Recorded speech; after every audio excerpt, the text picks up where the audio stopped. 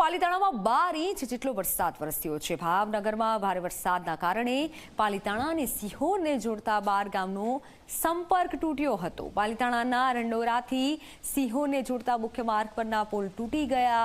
બુઢણા, લવડા, ઠુંડસર, સરકડિયા, ટાણા સહિતના ગામોમાં સંપર્ક તૂટ્યો છે। ગામનો સંપર્ક કરવાનો પ્રયત્ન કરવામાં આવ્યો, પરંતુ જે પાણીનો પ્રવાહ છે તે ખૂબ જ પાણીનો પ્રવાહ છે।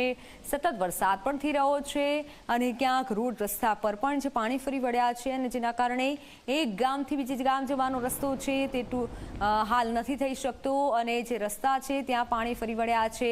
એક્સક્લુસિવ દ્રશ્યો આપ જુઓ કે જ્યાં ગામમાં પાણી જ પાણીની પરિસ્થિતિ છે।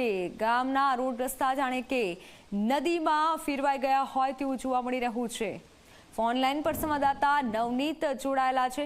નવનીત, આ હાલ શું અપડેટ મળી રહી છે? ભાવનગરમાં કેટલો વરસાદ નોંધાયો? કયા ગામનો સંપર્ક તૂટ્યો છે? શું પ્રશાસન તરફથી કોઈ મદદ મળી રહી છે? ચોક્કસ મિત્તલ, જણાવી દઉં કે છેલ્લા 2 દિવસ દરમિયાન એમાં ખાસ કરીને ગઈકાલની વાત કરીએ તો છેલ્લા 12 કલાક દરમિયાન ભાવનગર જિલ્લામાં અતિથી અતિ ભારે વરસાદ છે એ ખાબક્યો હતો। અનેક તાલુકા પંથકની અંદર 10 ઇંચથી વધારે વરસાદ છે એ નોંધાયો છે। પાલિતાણાની અંદર 15 ઇંચ વરસાદ નોંધાયો છે, જ્યારે સિહોર પંથક છે એની અંદર પણ 15 ઇંચ જેટલો વરસાદ છે એ નોંધાયો છે। મહુવાની અંદર 12 ઇંચ જેટલો વરસાદ છે એ નોંધાયો છે। એટલે કે કહી શકાય કે બારે મેઘ ખાંગા થઈ જતા ચારે તરફ જળબંબાકાર જેવી સ્થિતિ છે એ જોવા મળી હતી। ખાસ કરીને ભારે વરસાદને કારણે થઈને સિહોર તાલુકાના જે ટાણા બુઢણા રોડ ઉપર આવેલો કોઝવે છે એથી ભારે વરસાદના કારણે તેને પ્રવાહ વહેતો થવાના કારણે તેને તણાઈ ગયો હતો, જ્યારે ઉપરવાસના વરસાદની અંદરથી ભારે પાણીનો પ્રવાહ છે વહેતો થતા હાલ ભાવનગર અમદાવાદને જોડતો વાયા વલભીપુર થઈને જતો રસ્તો છે એ પાણીનો પ્રવાહ વહેતો થતા બંધ કરી દેવામાં આવ્યો છે। એટલે કે કહી શકાય મિત્તલ કે જે રીતની પરિસ્થિતિ વરસાદના કારણે સર્જાઈ છે, તંત્ર હાલ સાબદું બન્યું છે। હજુ પણ વરસાદની આગાહી છે, રેડ એલર્ટ છે એ આપવામાં આવ્યું છે, ત્યારે વધુ વરસાદ પડે તો ભાવનગર જિલ્લાના અનેક ગામોની સ્થિતિ છે એ વરસી શકે છે, પરંતુ હાલ તંત્ર છે સાબદું બન્યું છે અને તમામ પરિસ્થિતિને પહોંચવા માટે તૈયાર છે। મિત્તલ, બિલકુલ આભાર માહિતી બદલ। સતત અપડેટ આપતા રહેજો। તો આ ભાવનગરના દ્રશ્યો જુઓ કે જ્યાં બારે મેઘ ખાંગાની પરિસ્થિતિ સર્જાઈ છે, ગામનો સંપર્ક તૂટ્યો છે, ગામ જાણે કે બેટમાં ફેરવાયું હોય તેવું જોવા મળી રહ્યું છે। પાણી જ પાણીની પરિસ્થિતિ છે।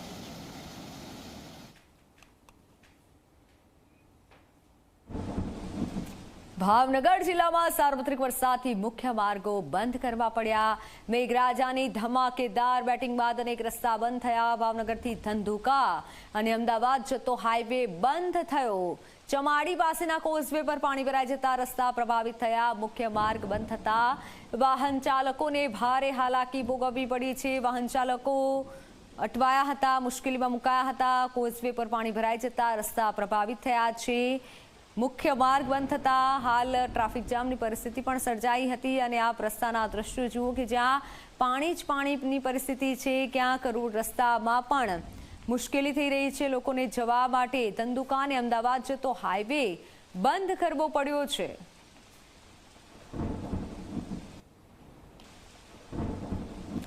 ભાવનગરના પાલિતાણામાં વરસાદી માહોલ બાદ જનજીવન અસરગ્રસ્ત। સેજડિયા મોખડકા ગામમાં પણ પાણી ઘૂસી ગયા। તંત્ર અને ફાયરની ટીમે લોકોનું સુરક્ષિત રીતે રેસ્ક્યુ કર્યું। 10 થી 15 લોકો ફસાયા હોવાથી રેસ્ક્યુની કામગીરી કરાઈ। તમામને જેસીબીની મદદથી બહાર કાઢવામાં આવ્યા હતા।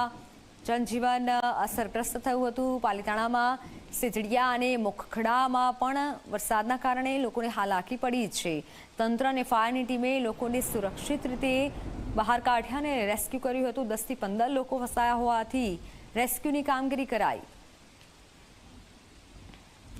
તો રાજ્યમાં આજથી મેઘરાજાનું સત્તાવાર રીતે આગમન થઈ ચૂક્યું છે।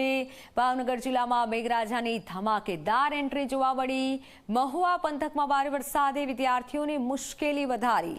તલગાજડા ગામે 50થી વધુ વિદ્યાર્થીઓ ફસાયા હતા, જોકે તેમના રેસ્ક્યુ માટે હેલિકોપ્ટરની મદદ લેવાઈ। જેસર પંથકમાં પણ વરસાદી માહોલ જામ્યો। બીજી બાજુ મહુવા તાલુકા પંથકમાં ધોધમાર વરસાદ વરસ્યો।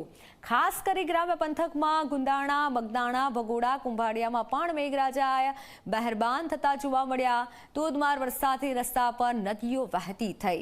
સિહોર પંથકમાં વહેલી સવારથી વરસેલા વરસાદે વાહન ચાલકોની મુશ્કેલી વધારી। બુઢાણાથી પાલીતાણા જતા હાઈવે પર રસ્તામાં પાણી આવતા કોઝવે પર પાણી ફરી વળ્યા. પાણીના ધસમસતા પ્રવાહના લીધે કોઝવે પર રેલિંગ પણ તૂટી ગઈ. બીજી બાજુ તળાજા પંથકમાં પણ મેઘરાજા મન મૂકી વરસ્યા, જેના લીધે વેપારીઓને નુકસાની વેઠવાનો વારો આવ્યો. દુકાનમાં પાણી ઘૂસી જતા વેપારીઓ ચિંતામાં મુકાયા છે. આપ તમામ આ દ્રશ્યો જુઓ, અલગ અલગ વિસ્તારના, અલગ અલગ જિલ્લાના, કે જ્યાં લોકો હેરાન પરેશાન થઈ ગયા છે. ભાવનગરના અલગ અલગ આ દ્રશ્યો છે. એક તરફ વિદ્યાર્થીઓ ફસાયા હતા, કમરસામાં પાણી હતા, પરંતુ આ તમામ વિદ્યાર્થીઓનું રેસ્ક્યુ કરવામાં આવ્યું.